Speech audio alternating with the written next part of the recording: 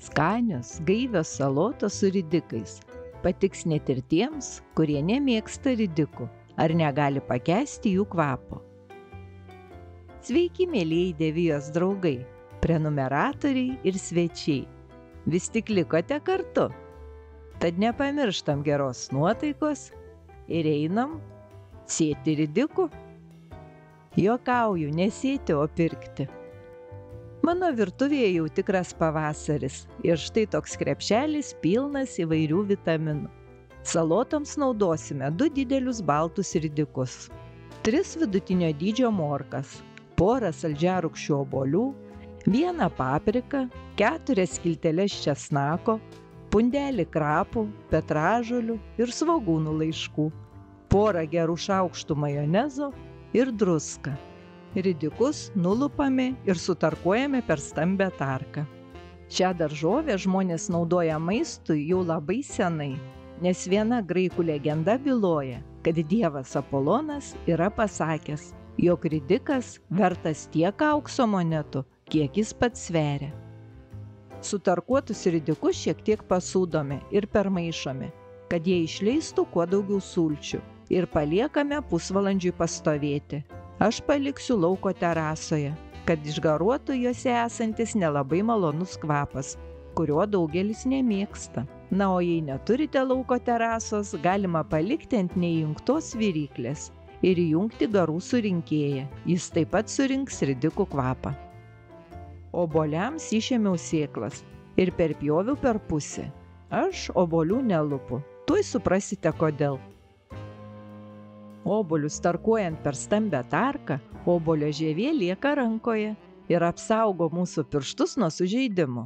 Šitą patarimą parašė viena Devijos žiūrovė. Ačiū, Ritai, už tikrai puikų patarimą. Morkas taip pat tarkuojame stambiai. Papriką išėmus sėklas supjaustome nelabai smulkiais kubeliais ar šiaudeliais, žodžiu taip, kaip mėgstate, ir kad jaustųsi šiek tiek traškumo tarp sutarkuotų produktų. Česnaką sutarkuojame per smulkią tarką ar smulkiai sukapojame peiliu. Žalumynus supjaustome ir sudedame taip pat į salotas. Aš supjaušiau tik krapus, o petražolės ir svogūnų laiškus panaudojau jau supjaustytus šaldytus. Na, tiesiog tokius turėjau šaldiklyje. Pastovėjusius ridikus reikės nusunkti ir gerai išspausti sultis. Ar žinojote, kad ridikai yra puikiai gydomoji priemonė nuo daugelio negalavimų, o ridikų sultis turi ypatingų galių?